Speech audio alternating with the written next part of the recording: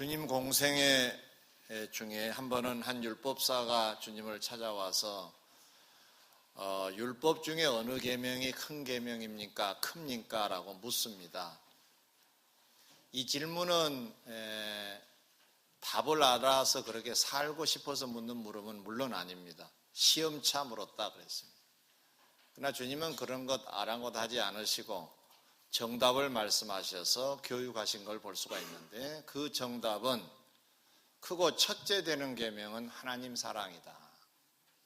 둘째는 이와 같이 이웃을 사랑하는 것이다 라고 말씀하셨습니다.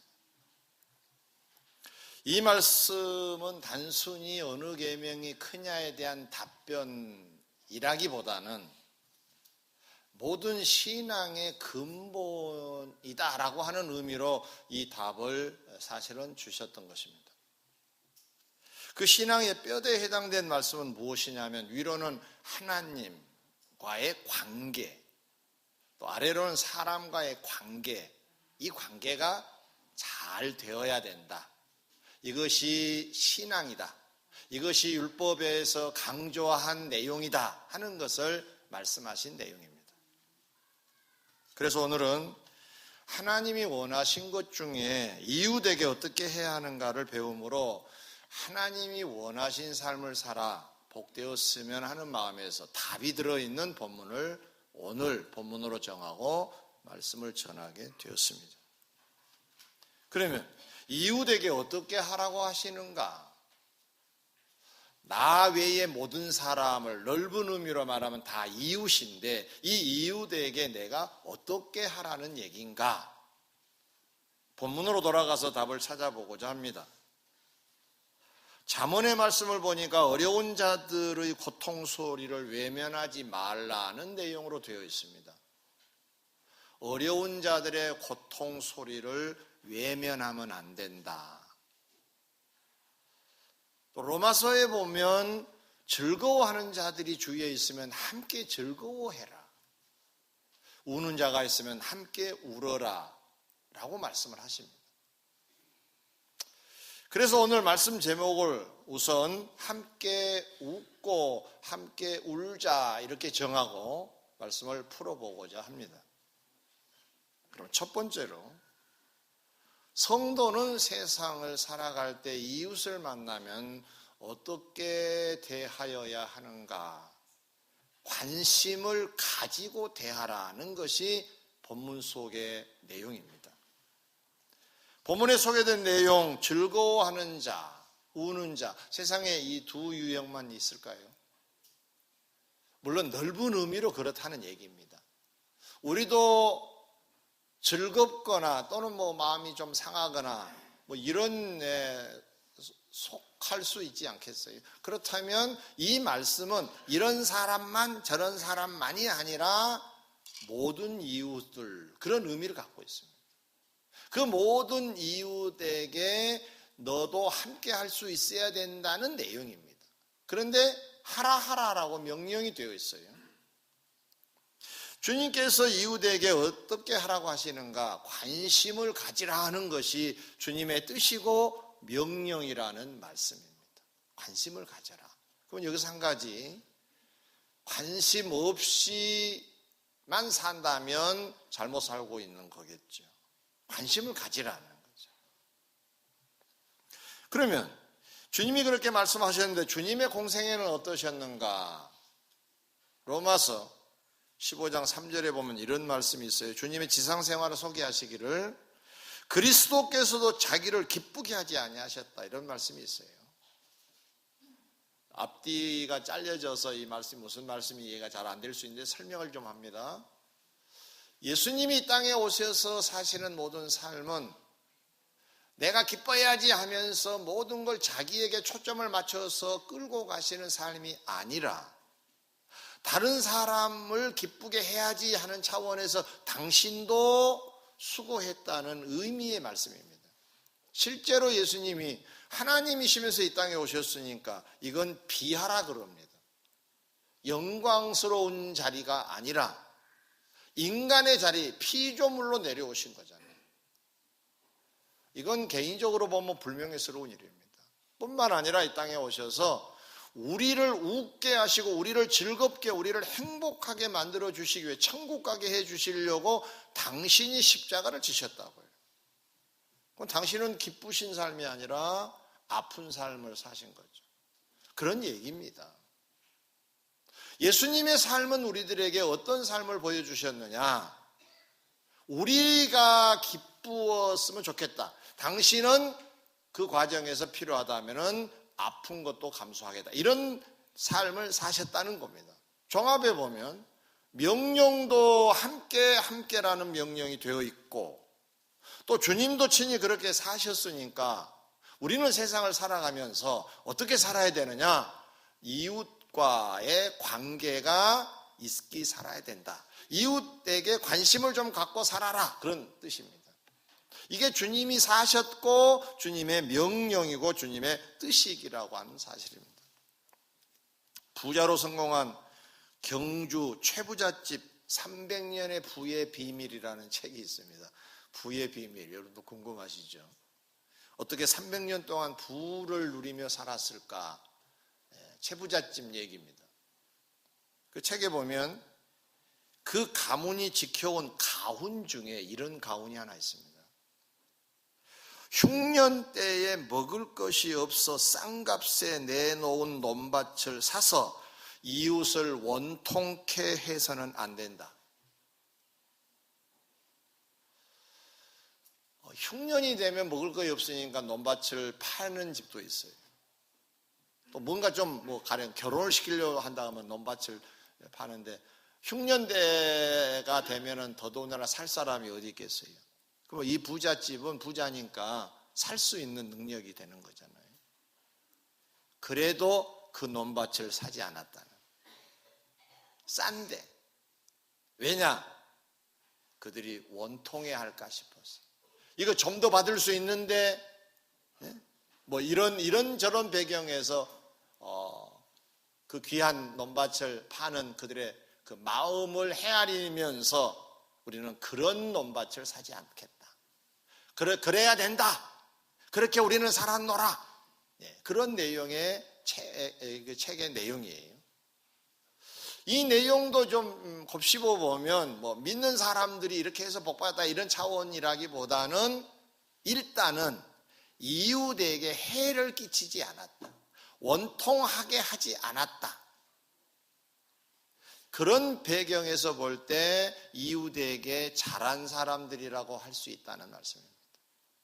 요즘 재테크의 방법 중에 경매로 나온 물건을 사서 파는 경우도 있어요. 조심스러운 말씀입니다만은 제 생각으로는 그런 행위는 남을 아프게 하는 행위 아닐까 싶습니다. 사정이 다를 수도 있겠지만 죗값을 제대로 못 받고 경매 처분이 되는 거니까 헐값이잖아요. 그걸 만약에 내가 취득을 한다 그러면 굉장히 억울해할 거 아니에요. 그래서 내가 부자가 된다고 할 때에 곱씹어 볼 만한 대목 아닌가 싶습니다. 최부잣집 비밀, 이 부의 비밀이라는 책을 한번 읽어보시면 좋을 것 같습니다. 이웃을 생각하는 그 내용이 아름답기에 하나님은 이런 물질의 복으로 보상해 주시지 않았을까 생각을 해봅니다. 구약 성경 오바댜라고 하는 성경이 있습니다. 오바댜. 이 성경에 보면 하나님이 에돔을 아주 심판하시는 내용이 구체적으로 나와 있습니다. 하나님이 그들을 멸망시키시는데 그 죄목이 뭔가 봤더니 형제인 유다 나라가 망하는 날 멀리서 팔짱 끼고 구경했다는 거예요. 그리고 되레 기뻐하고 환호를 질렀다는 거예요. 거슬러 올라가면 형제국이에요. 형제간이에요. 한 핏줄이에요. 우리 속담에도 누가 뭘 사면 배가 아프다는 말이 있죠. 그게 우리의 현실인가는 모르지만 그러면 그건 복 받을 수 없다는 거예요. 왜? 이웃에게 관심을 갖고 이웃에게 도움이 되라는 게 주의 뜻이고 명령이고 주님도 그렇게 사셨는데 우리가 그렇게 안 살면 복 주시겠냔 말이죠. 복 주시지 않습니다. 성도 여러분, 하나님께서는 성도인 우리들에게 세상 사람들하고는 좀 다르게 살라고 하십니다. 세상 사람들은 어떤 기분, 감정, 자기중심적이라고 한다면 다 그렇지는 않겠지만 일반적이라고 한다면 믿는 사람들인 우리들은 어떻게 살아야 되느냐? 이기주의자가 아니라 이타주의로 살라는 거예요. 남도 좀 생각하면서 살라는 거잖아요. 그 남에게 좀 도움 주는 자로 살라는 거잖아요. 이거 좀 다르게 살라는 내용입니다. 처음에 말씀드렸습니다만 이것이 어떤 의미냐? 주의 뜻이고 명령이고 주님이 친히 그렇게 사셨어요. 우리도 그렇게 살아야 될 줄 믿습니다. 동의하시면 크게 아멘. 자, 2층도 아멘. 네. 2층은 제가 잘 안 볼 것 같아서 속으로 하시는 거예요. 잘 보입니다, 여기. 두 번째로, 왜 이웃에게 이렇게 관심을 굳이 가져야 되는가? 다시 한번 점검을 해보죠. 본문에 보면 아까도 말씀드렸지만은 즐거워하라, 울라라고 명령으로 되어 있어요. 뿐만 아니라 고린도전서 12장 25절 말씀을 보면 몸 얘기가 나와요. 몸에 여러 지체가 있잖아요. 그런데 이 몸의 여러 지체를 하나님이 만드신 이유가 있다는 거예요. 창조의 비밀입니다. 몸 가운데에서 분쟁이 없고 오직 여러 지체가 서로 같이 하여 돌보게 하셨느니라고 되어 있어요. 서로 지체는 돌보는 관계라는 거예요. 이게 원래 창조 원리예요. 돌보라고. 실제로 우리가 돌아보면 나도 모르게 오른손이 만약에 아프다 그러면 왼손이 오른손의 노릇을 다 합니다. 손이 아파서 이렇게 딱 묶여 있으면 왼손이 세수 다 합니다. 불평하지 않습니다. 이게 창조를 그렇게 하셨어요. 그런데 고린도전서 12장의 말씀은 이 신체의 비밀을 얘기하려고 말씀하신 게 아니에요. 이건 비유예요. 어떤 비유냐? 교회는 주님의 몸된 교회라 그랬어요. 그러면 몸에 붙어있는 지체가 누구냐? 우리들을 지체라 그래요.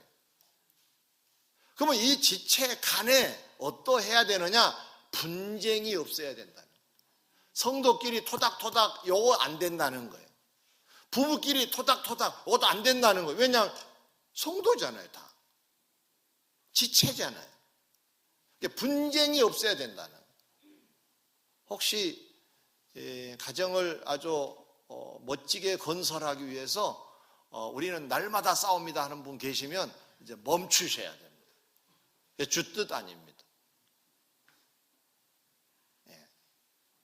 분쟁을 멈춰야 돼. 분쟁이 없어야 돼. 그럼 뭘 해야 되느냐? 서로 돌보라고 하셨어요.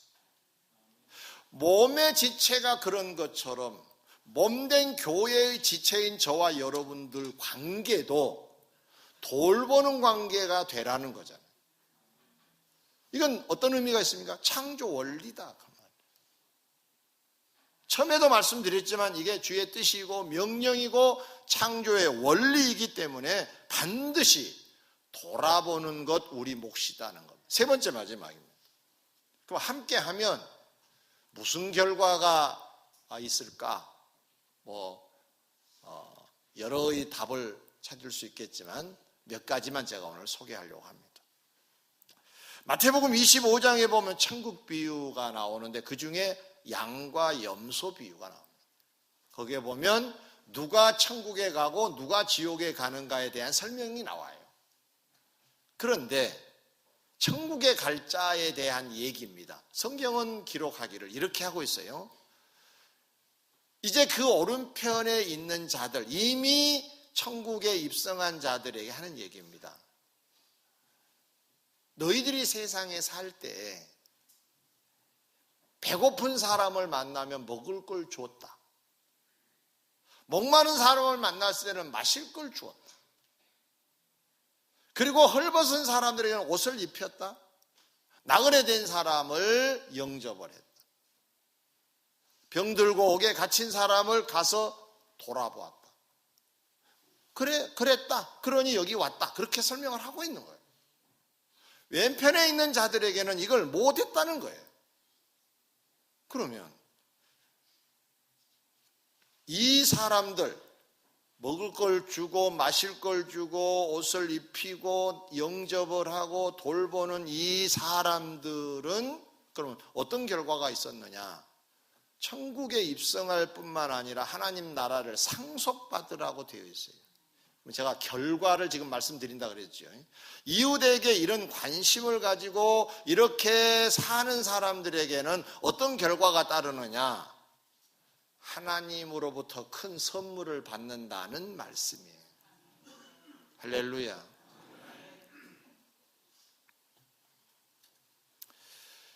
이 삶은 우리의 주위에 흔한 사람들입니다. 좀 더 눈여겨보고 바로 그들에게 행하는 것이 결국 미래의 나를 위한 것이 됩니다. 이것도 하나의 씨앗이 되고 요즘 우리가 많이 사용하고 있는 용어로 표현한다면 보험 들어놓은 겁니다. 잠언 21장 13절 오늘 본문이기도 합니다. 이 내용을 보면 귀를 막고 가난한 자의 부르짖는 소리, 아우 배고프다 하는 자의 소리를 듣지 아니하면, 귀를 막으면 듣지 못하겠지요. 아예 들릴 것 같으니까 딱 막고 있다 이게. 들어봐야 좋은 소리 아닐 것 같아서 아예 막고 듣지 아니하면 자기가 부르짖을 때에도 들을 자가 없으리라. 이걸 해석하면 이런 뜻입니다. 누가 도울 자가 없다 이런 뜻도 되지만은 하나님도 안 도와주신다 그런 뜻입니다. 이웃이 얼마나 중요하냐? 이웃과의 관계가 왜 이렇게 중요하냐? 내가 예를 들어서 눈을 닫고 귀를 막아서 어려운 사람들을 못 본 채 하면은 하나님도 못 본 채 하신다는 말씀이에요.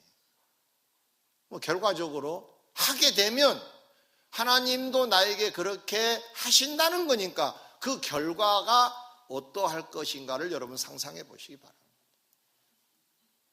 아프게 하면 내가 아픔이 오고요. 기쁘게 하면 나에게 기쁜 일이 오는데 차원이 다른 내용으로 온다는 겁니다. 내가 조금 도왔는데 엄청 도움을 받게 된다는 뜻도 되는 겁니다. 또 다른 이유를 좀 소개해 볼까요? 사도행전 18장 5절에 보면 사도 바울이 복음을 전파하다가 가는 곳마다 부딪힘을 받습니다. 핍박이 심하고 괴로워요. 그냥 껐득하면 돌 들어서 막 던져서 죽이려고 하고 밀쳐내기도 하고 이런 여정을 보내다가 또 어느 도시에 몸을 피하여 복음을 전합니다. 여러분 상상해 보세요. 당시에 바울도 보통 사람입니다. 얼마나 지쳤겠습니까? 주의 소명이기 때문에 이것을 해야 되기 때문에 하고는 있지만은 굉장히 힘이 들었을 거라고 생각합니다.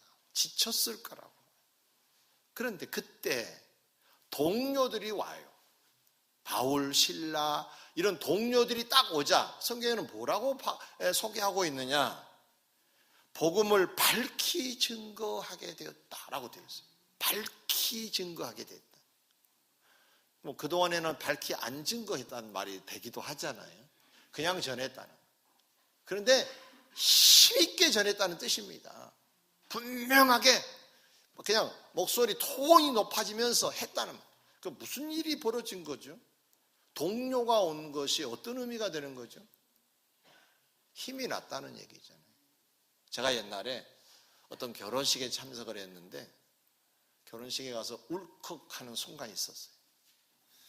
어떤 순간이냐면은 축가를 부르는데 한 분이 나와서 축가를 해요. 그런데 조금 지나자 저쪽에서 한 사람이 나오고 이쪽에서 한 사람이 나오고 가운데서 한 사람이 나와서 세 사람, 네 사람이 딱 되는 거예요. 좀 몇 절 좀 지나니까, 몇 부분 지나니까 저쪽에서 또 한 사람, 저쪽에서 요렇게 나오는데 한 그룹이 된 거예요. 그걸 보니까 코끝이 찡해졌어요. 한 사람에게 누군가가 오면 힘이 나겠구나. 혼자 노래하면은 두려울 수도 있는 건데, 프로도 아니고. 근데 누군가가 와서 하니까 화음도 되고, 힘이 났겠구나 생각하니까 인생 그런 거잖아요. 코끝이 찡해졌어요. 바울을 저는 그런 배경에서 이해를 합니다. 혼자 고군분투하고 있는데 동료들이 온 거예요. 그래서 밝히 증거했다잖아요. 여기뿐만 아니에요. 사도행전 28장 15절 이하에 보면 바울은 이스라엘에서 죄수의 신분으로 로마로 호송이 됩니다. 그런데 과정에 배가 바다에서 풍랑에 깨져요. 그래서 물속에 여러 날 있었어요. 겨우 한 섬에 도착을 해서 겨울을 보내고 봄에 죄수의 신분으로 로마에 도착을 합니다. 붕사로 간 게 아니에요. 무슨 행사에 참석자 가는 것도 아니에요. 죄수의 신분으로 가요. 그런데 로마 지역에 있는 성도들이 사도 바울이 비록 죄수의 신분으로 오지만 지금 그 사도 바울이 온다, 마중 나가자 해가지고 잔뜩 나왔어요. 이 장면을 바울이 본 거예요. 목격했을 때. 성경에 보니까 이때 바울의 심정을 기록하고 있기를 담대한 마음을 얻었다 그랬어요. 그 무슨 얘기인가요? 밝히 증거했다는 말이나 담대한 마음을 얻었다는 말은 똑같은 말이에요. 힘이 났다 그 말이에요. 힘이 났다. 그냥 뭐 특별한 게 아니에요. 지금 와서 그냥 함께 해준 것이 힘이 됐다는 말이에요.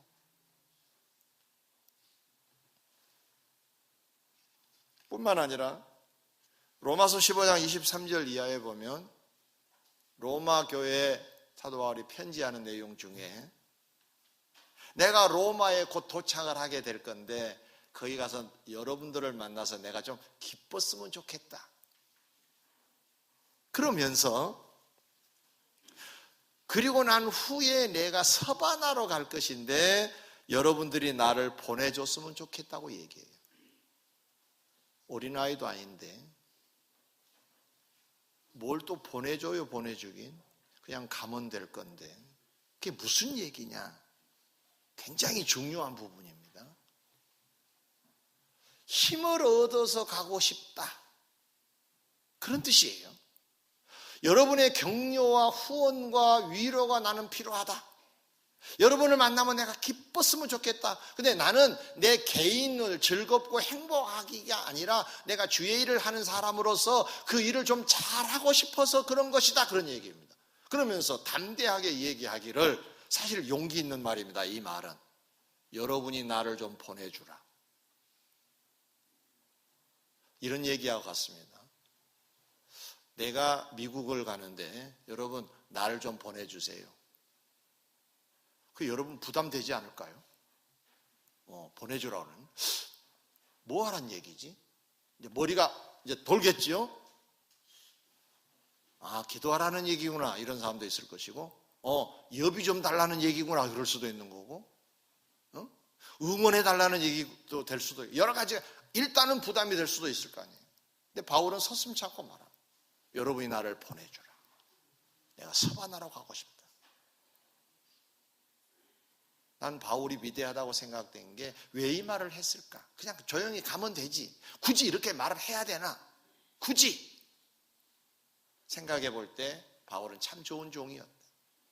그들로 하여금 함께 할 수 있는 기회를 제공하고 그렇게 할 때 그들에게 복이 되는 것을 확실히 알기 때문에 그렇게 말하지 않았을까 생각해 보니까 이 속에 굉장한 의미가 있구나 하는 것을 깨닫게 됐어요. 성도 여러분, 우리는 누구와 함께 하고 있습니까? 여러분이 갈 때 누가 여러분을 함께 동행해 주고 있습니까? 멀리 가려면 함께 가라는 책이 있어요. 이종선 씨가 쓴 책인데 이 책 중에 한 3분의 2쯤 가면 이런 대목이 있습니다. 나를 위해 울어줄 사람이 얼마나 있는가 하고 자문을 해요. 나를 위하여 울어줄 사람이 있나? 그런 자답합니다. 나는 있다. 이런 사람이다 라고 얘기를 해요. 그 책을 읽으면서 진도가 나가지 않았어요. 나는 나를 위해서 울어줄 사람이 있나? 곱씹어 봐지는 거예요. 물론 저는 많다고 자부를 합니다. 여러분이 그러든가 안 그러든가 여러분에게 묻습니다. 여러분 힘들 때 함께 할 수 있는 사람이 몇 사람이나 됩니까? 울어줄 사람이 있나요? 진짜로. 오늘 말씀을 마무리하면서 답을 하나 드립니다. 함께 해준 사람 있으면 행복하겠죠? 힘이 나겠죠? 답을 드립니다. 그 행복, 그 담대함 많으시려면 여러분이 먼저 누군가와 함께 하세요. 내가 함께 함에 심음이 있어야 함께 해주는 사람이 생길 거 아니에요. 평생 외롭게 사시겠어요? 신앙의 고아로 늘 독도섬처럼 혼자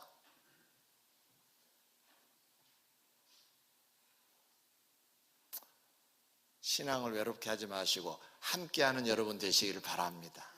함께는 또 다른 함께를 심는 것이 됩니다. 여러분의 미래의 삶이 이러므로 행복하고 이러므로 담대해져서 더 많은 일도 해내시기를 주의 이름으로 축원합니다.